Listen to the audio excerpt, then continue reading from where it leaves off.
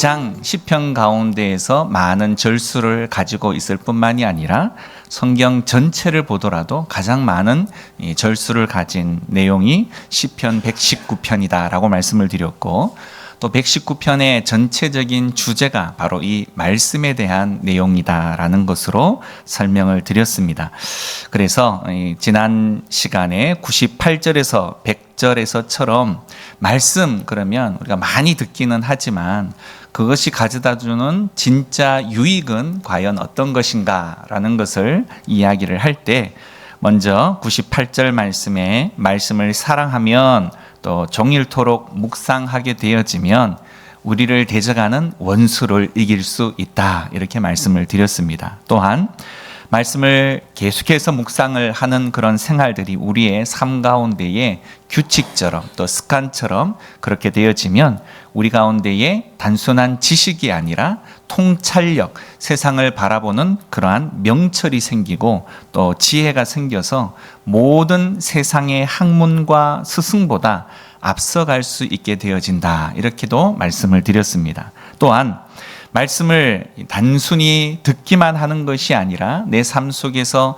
순종하게 되어질 때, 또 그 순종하는 삶이 나의 삶 속에 생활화가 되어질 때 모든 경험자들, 그것으로 말하면 달인이라고 표현할 수도 있겠죠. 모든 달인들 이상으로 지혜자가 된다, 이렇게 말씀을 드렸습니다. 결국 지혜의 실제적인 결과는 영리한 처세술이 아니라 바로 경건함이다라는 거죠. 지혜로운 사람은 많이 아는 사람이 아니라 결국 그리스도를 닮은, 또 삶 가운데에 실천하는 그런 믿음의 사람들이다라는 말입니다. 자, 그렇다면 오늘 이어서 살펴볼 말씀은 그 말씀을 우리들의 삶에 구체적으로 어떻게 또 실행할 수 있는가에 대한 실행에 대한 내용들입니다. 자, 오늘 우리가 읽었습니다마는 101절과 102절을 다시 한번 우리 읽어보도록 하겠습니다. 101절 시작. 내가 주의 말씀을 지키려고 발을 금하여 모든 악한 길로 가지 아니하였사오며 주께서 나를 가르치셨으므로 내가 주의 규례들에서 떠나지 아니하였나이다. 104절 할까요? 주의 법도들로 말미암아 내가 명철하게 되었으므로 모든 거짓 행위를 미워하나이다. 106절도 합니다. 주의 의로운 규례들을 지키기로 맹세하고 굳게 정하였나이다. 아멘. 사실 우리는요, 이 죄로 인해 우리의 믿음의 눈, 특히 이 영적인 이 안목이 어두워져서 사실상 죄를 지어도 그것이 죄인지도 잘 모르기도 합니다. 또 우리의 모든 삶에 대해서 내가 얼마나 만큼 다른 이들에게 상처를 주고 살아가고 있는지에 대한 인식도 잘 느끼지를 못합니다. 그렇지만 이제 하나님의 말씀, 특별히 이 말씀을 깨닫게 하시는 이 성령님께서 우리들 가운데에 찾아오셔서 우리들을 깨닫게 하시는 은혜가 있습니다. 그렇게 되어지면 우리의 이 믿음의 눈, 영적인 눈이 밝아져서 우리가 행하는 일들의 하나하나가 내가 지금 죄를 저지르고 있구나, 죄를 행하고 있구나, 그렇지 않구나를 구분할 수 있게 되어진다라는 겁니다. 우리 어린아이가 무엇을 해도 그것이 잘못인지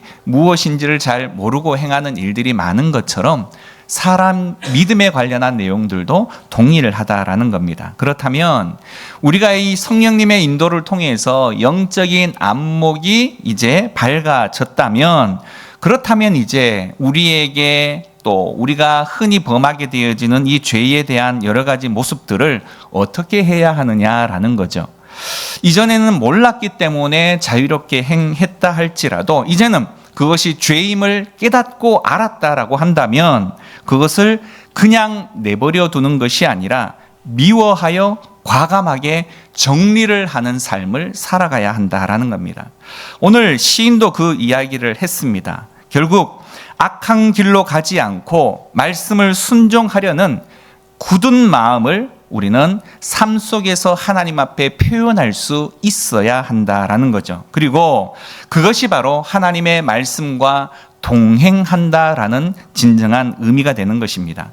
작은 것이라 할지라도, 그리고 굉장히 소홀하게 여길 수 있는 내용이라 할지라도 주님의 계명을 그냥 받지 않고 생명과 같이 받을 수 있는 자들이 되어져서 그 말씀을 철저하게 우리의 삶들 속에 순종하는 것이 바로 그리스도인의 마땅한 삶의 행태다라는 겁니다. 결국 말씀을 지킨다는 것은 말씀의 길로 내딛는 굉장히 구체적인 실제적 행동으로 표현되어진다라는 겁니다.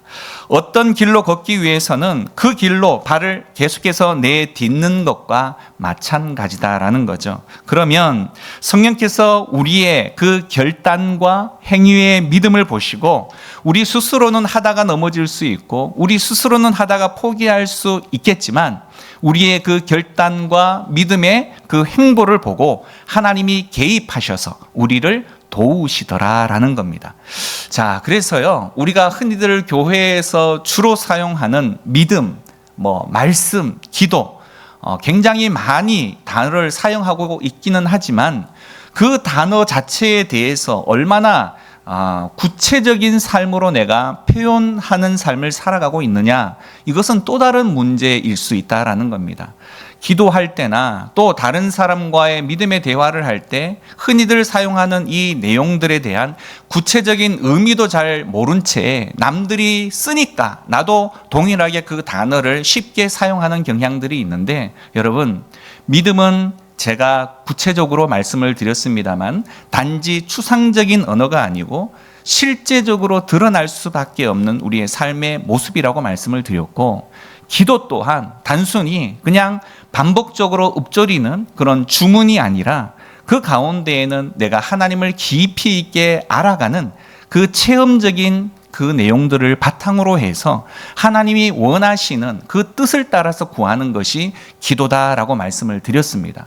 뿐만 아니라 말씀도 그냥 무조건 말씀 순종한다 반복적으로 말하기는 하지만 내가 성경을 읽어야 그 말씀대로 순종을 하는데 1년이 지나도록 성경의 책 한 권 자체도 읽어내지를 않는데 내가 어떻게 그 말씀에 순종을 할 수 있겠습니까?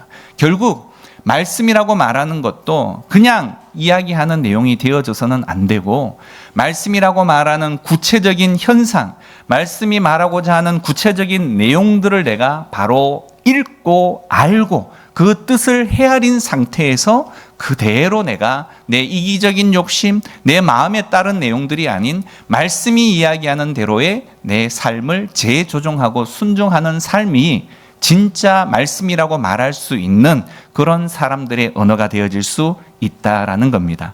자, 103절 말씀 다시 한번 읽어볼까요? 시인은 이렇게 고백합니다. 시작. 주의 말씀의 맛이 내게 어찌 그리 단지요, 내 입의 꿀보다 더 단이다. 아멘. 깨닫는 그 말씀이 그냥 단순히 설교를 통해서 예배 시간을 통해서 많이 알았다 이게 아니라 그 말씀을 깨달았다고 한다면 내 삶과 비교하는 순간들을 계속해서 거쳐가서 말씀은 이렇게 말하고 있는데 나는 지금 어떤 방향을 향하고 있는가를 비교하고 계속해서 점검해 봐야 합니다. 그리고 비교하고 점검해서 드러난 격차를 우리는 매 순간마다 줄여가려고 하는 말씀의 순종을 통해서 우리는 오늘 이 시인이 고백했던 것처럼 말씀의 맛이 내게 어찌 그리 단지요라는 이 진정한 말씀의 기쁨의 맛을 느낄 수 있어야 한다라는 겁니다. 여러분들이 하나님의 말씀을 순종하면서 깨달아질 때는 감격하게 되어집니다. 정말 이것이 이런 뜻이었구나. 이것도 모르고 내가 지금까지 왔네. 이렇게 순종하면 이런 결과가 오는구나 라고 바로 말씀의 진미를 깨닫게 되어질 수 있다라는 말입니다. 단순히 책상 앞에서 배우는 것으로만 우리는 그 말씀의 진정한 맛을 느낄 수가 없다는 거죠. 삶의 치열한 현장 가운데에서 순종하며 걸어갈 때 바로 체험적 신앙으로 경험되기 때문에 진정한 이 능력의 말씀을 알게 되어집니다. 제가 목회를 처음 시작하게 되어질 때 많은 이 목회자 목사님들, 선배 목사님들이 그런 말씀을 하시더라고요. 진정한 목사가 되기 위해서는 단순히 책 10,000권만 읽어서 또 그냥 단순히 좋은 또 고위의 그런 학위만을 얻어서는 목회를 할 수가 없다. 결국 성도들의 삶을 이해해야 하고 성도들의 삶의 치열한 현장 가운데에서 모든 것을 다 경험할 수는 없겠지만 그 땀의 수고와 그 고통과 어려움들을 체험하게 되어질 때 그 말씀이 단순히 목회자 한 사람의 가슴이 아니라 그 자리에 앉아 있는 성도들의 가슴과 서로 공감으로 나눌 수 있다. 이런 말씀을 들었습니다. 그래서 한번 그것을 저 또한 체험을 한번 해보겠다고 해서 신학교를 갑자기 휴학을 했습니다. 휴학을 하고 한 2년간을 여러 가지 날 일부터 공사장에 가서 일하는 것으로부터 또 일반 공장에 가서 직접 손으로 내가 무엇을 만들고 그것을 판매하는 일, 또 여러분들 흔히 길에서 볼 수 있는 것처럼 트럭을 길가에다 대고 빵을 구워서 파는 일들, 여러 가지를 경험을 해보면서 느꼈던 부분들은 삶이라고 말하는 것은 정말 치열하구나라는 것을 정말 짧은 기간이었지만 일순간 깨닫게 되어지는 부분들이 있었습니다.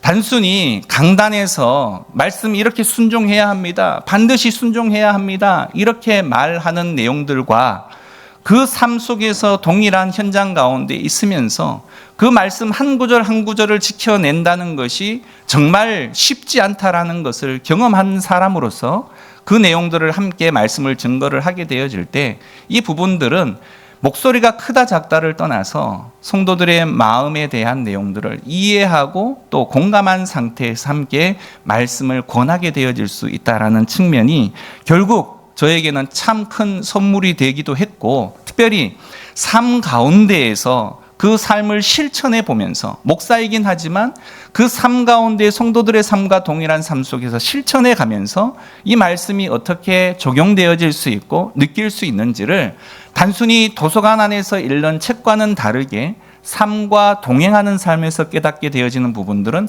너무 컸습니다. 결국 말씀을 내 삶 속에서 지켜낸다라고 말하는 것은 단순히 책 안에 있는 글자로 그쳐지는 것이 아니라 내 삶 속으로 직접 찾아 들어와서 나를 움직이게끔 만드는 그런 놀라운 선물과 같은 그런 내용이 되었다라는 거죠. 오늘 시인이 바로 그런 이야기를 하고 있다라는 겁니다. 결국 하나님의 말씀은 순종을 해 볼 때 그 말씀의 진짜 맛을 알게 될 수 있다라는 겁니다. 그래서 오늘 시인은 오늘 그 맛을 자기가 먹어본 가장 아름다운 음식들, 맛있는 음식들, 보기에도 좋고 입에도 혀에도 단 그 수많은 음식들 가운데 최고는 꿀이라고 생각을 했는데 바로 하나님의 말씀을 그 꿀에다가 비유를 하고 있다라는 겁니다. 그런데 단순히 그 꿀처럼 단 정도가 아니라 그 꿀보다 더 달다라고 표현하고 있다라는 거죠. 우리의 본성은 그렇지만 하나님의 말씀에 반응하기가 결코 쉽지만은 않은 것 같습니다. 하지만 하나님께서 우리 안에 역사하시고 우리가 그 길로 행하겠다라고 결단하고 우리의 첫 발의 걸음을 내딛기만 하면 하나님께서 그 맛을 느낄 수 있게 해주신다라는 겁니다. 그 맛을 맛보면 맛볼수록 우리는 그 맛을 더 원하게 되어질 수밖에 없고요. 그 말씀에 대해서 더 먹고 싶은 말씀이 생겨나게 되어진다는 겁니다. 처음에 성경의 한 부분의 한 장을 읽었을 때 이런 부분이 있었네. 그 내용들을 그 전에 확인하지 못했던 것을 발견하게 되어지면 오늘 계획은 단순히 창세기 1장만 읽는 거였는데 1장을 읽다가 그 맛을 조금 느끼면 그 다음 장 연속극의 내일을 결코 내일로 미루기가 쉽지가 않아서 당겨보기를 하는 마음이 생겨난다라는 겁니다. 말씀이 바로 그렇다라는 거죠. 그 말씀의 진짜 맛을 느끼면 당겨보고 싶습니다. 내일 읽어야 할 분량도 오늘 읽고 싶고요. 모레 읽어야 할 분량도 오늘 읽고 싶습니다. 그러다가 성경을 붙들고 나를 꼬박 세는 일들도 있어야 진짜 하나님의 말씀의 맛이 무엇인지를 깨닫는 그 경지에 이를 수 있다라는 거죠. 105절 말씀 같이 읽어보겠습니다. 시작. 주의 말씀은 내 발의 등이요 내 길의 빛이니이다. 하나님의 말씀이 없으면 세상에서 헤맬 수밖에 없습니다. 성도는 계속해서 그래서 이 말씀의 지도와 성령의 지도를 끊임없이 받아야 한다라는 거죠. 성경에는 주의 성도들에게 모든 것을 성령께서 가르쳐 주시고 기억나게 해 주시겠다라고 요한복음 14장의 말씀에 주고 있습니다. 다시 말해 하나님의 말씀은 우리에게 하나님의 뜻을 알려주는 바로 해설서입니다. 그렇기에 우리가 말씀을 바르게 깨닫고 바르게 적용할 수 있게 되어지고 그렇게 되어질 때 우리의 인생은 실패하지 않을 수 있다라는 거죠. 사실 우리 인생은 어떻습니까? 모든 것을 계획할지라도 내일 일을 알 수가 없잖아요. 한 치 앞을 알 수가 없는 것이 우리의 인생 아니겠습니까? 우리는 하나님의 말씀을 사사로운 생활까지 그래서 바로 말씀으로 비춰가면서 인도하심을 받아야 한다라는 겁니다. 특별히 오늘 이 시인이 고백했던 것처럼 주님의 말씀은 나의 발의 등이고 나의 길의 빛입니다 라고 고백을 했습니다. 매우 현실적인 표현을 보게 되는데요. 다시 말해 시인은 하나님의 말씀이 내 인생 전체를 환하게 비춰줍니다 라고 말하지를 않는다는 겁니다. 어떻게 해요? 내 발에 그리고 내 길에 이렇게 표현을 하고 있다는 거죠. 다시 말해 말씀은 인생 전체를 단 한순간에 해결해 주지는 않습니다. 대신 다음 걸음, 내 다음의 걸음을 보게 해 주신다라는 거죠. 신앙이라는 것은 그래서요 미래를 다 아는 것이 아닙니다. 신앙은요 지금 바로 다음의 걸음을 하나님께서 주시는 그 약속을 믿고 내딛는 능력입니다. 내일 일을 알 수 없는 내가 두렵고 떨릴 수밖에 없는데 하나님께서 나를 지켜주시고 동행하여 주시겠다라는 그 약속을 믿고 용기를 내어서 불안하고 힘겹지만 그 발을 내일을 향해서 내딛는 행위, 그게 바로 믿음이라는 거죠. 잠언 3장에는요 너는 마음을 다하여 여호와를 신뢰하고 내 명철을 의지하지 말라.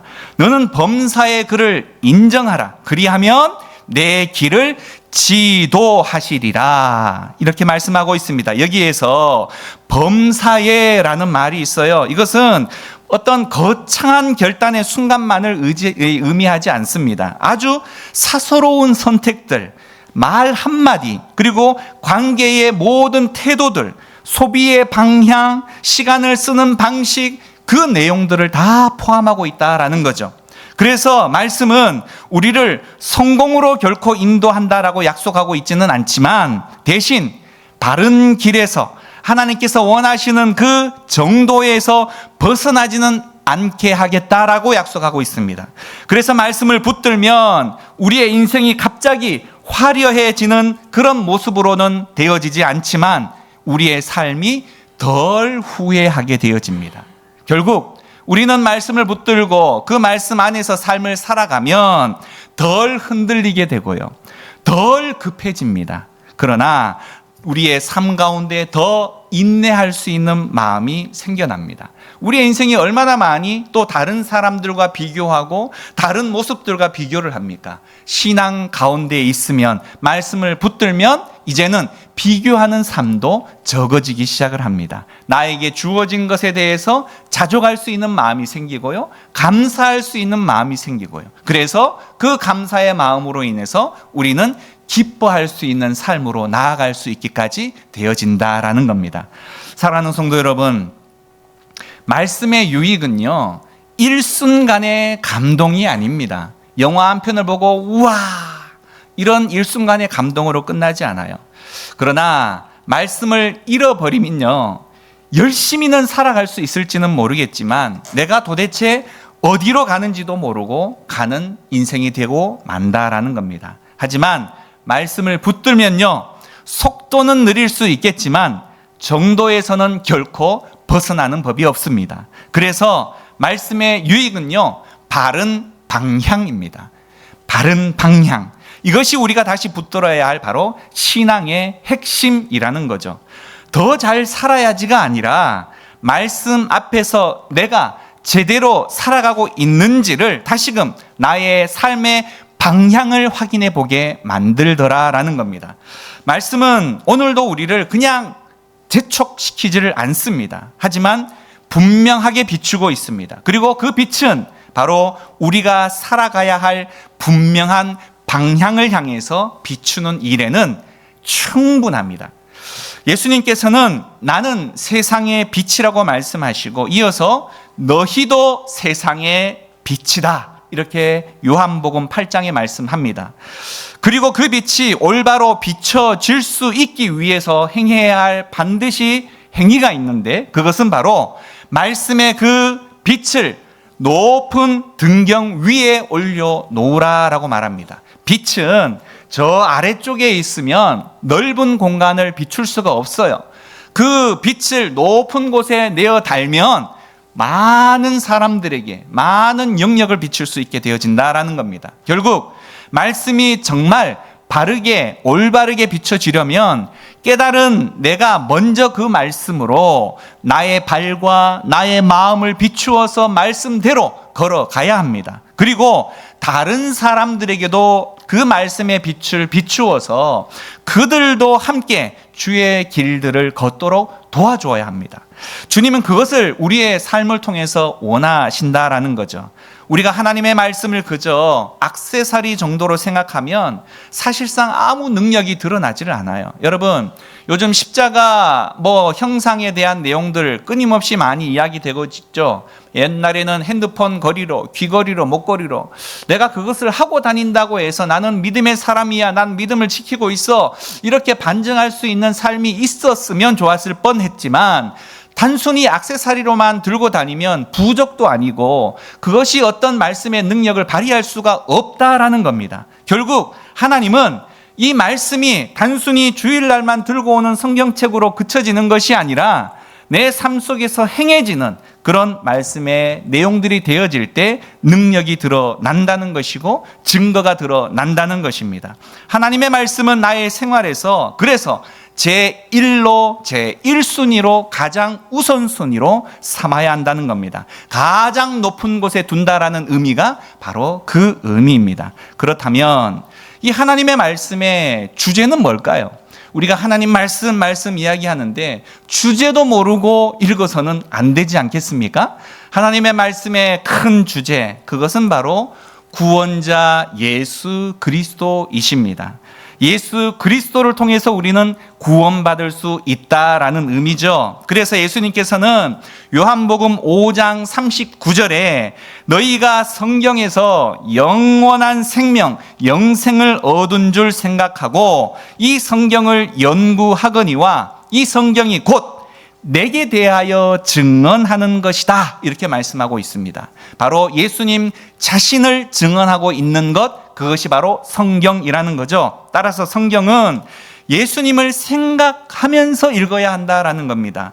과거의 혹자는 성경 가운데 예수님은 복음서 신약에서부터만 등장한다 이렇게 이야기를 했는데 그렇지 않고요. 바로 태초에 하나님이 천지를 창조하시니라 창세기 1장 1절부터 바로 아들 예수님도 구약 성경에 등장하기 시작한다는 거죠. 그래서 결국 구약 성경이든 신약 성경이든 매 장 속에서 우리는 하나님을 볼 수 있어야 합니다. 예수님을 볼 수 있어야 합니다. 그 예수님을 생각하면서 읽어야 한다라는 거죠.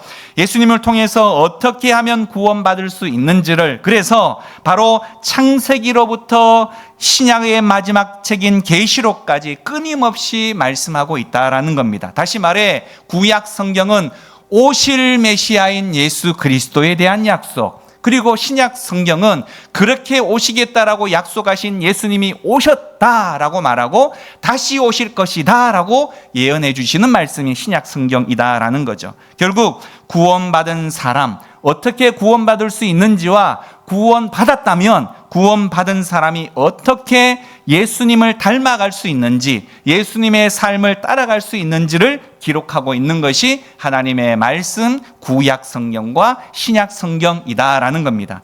우리가 예수 그리스도를 영접할 때 구원받았습니다. 하나님의 나라를 선물로 받았습니다. 예수님을 믿고 나면 우리 안에 그때부터 성령 하나님이 찾아와서 우리와 동거해 주십니다. 결국 우리는 혼자가 아니라는 거죠. 그 다음 우리는 주님께서 우리의 마음속에 성령님을 통해서 끊임없이 주장해 주시는 그런 인생의 또 다른 동기가 생겨나기 시작을 합니다. 그래서 우리는 주님을 따라가기 위해서 우리가 기도할 때 우리의 목소리로 그쳐지는 것이 아니라 우리 안에 성령님께서 나를 대신해서 함께 기도해 주시는 은혜가 있다라는 거죠. 단순히 우리는 행위라고 말하는 것을 시작만 했을 뿐인데 하나님께서 친히 우리의 기도도 도우시더라라는 겁니다. 그리고 주님이 주시는 그 능력으로 주님을 따를 수 있는 믿음과 용기, 지혜를 함께 선물로 얻을 수 있는 것, 이것이 바로 우리가 구원받고 난 이후의 삶의 모습으로서의 삶의 형태다라는 거죠.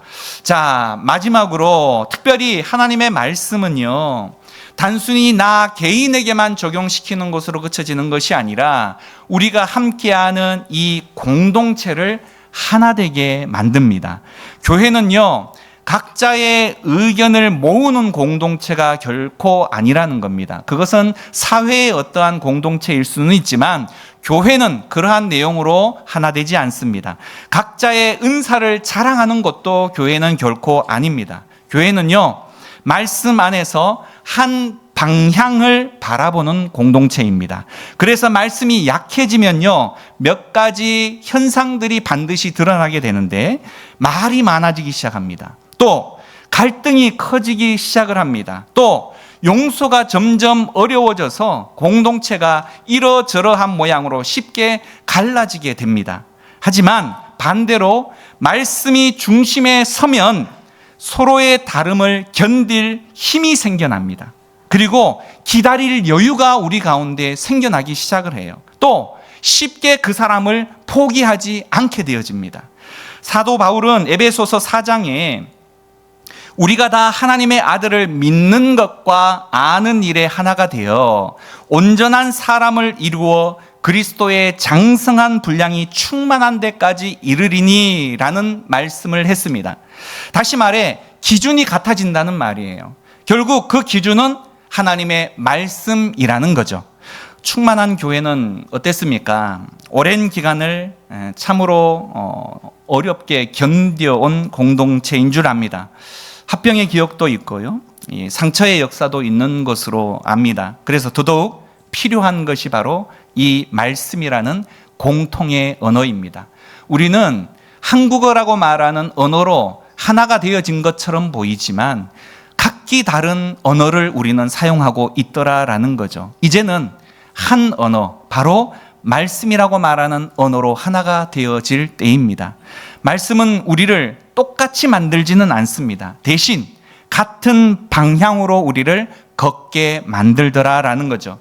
교회가 다시 살아나는 순간은요, 여러분 기도를 이렇게 하시죠. 하나님 부흥을 주세요. 많은 성도들이 이 자리에 가득 차게 해주세요. 맞습니다. 그 내용도 있을 수 있습니다만 하나님께서 진정으로 원하시는 것, 그것 교회가 하나 되는 부분인데 그것은 성도들이 이렇게 말할 때입니다. 말을 들어보시길 바라겠습니다.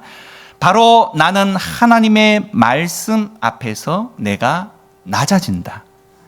나는 이 말씀 때문에 나는 참는다. 여러분 어떻습니까? 이 말씀으로 인해서 내 삶이 조정을 받을 수 있는 것, 이것이 바로 공동체를 살릴 수 있는 힘입니다.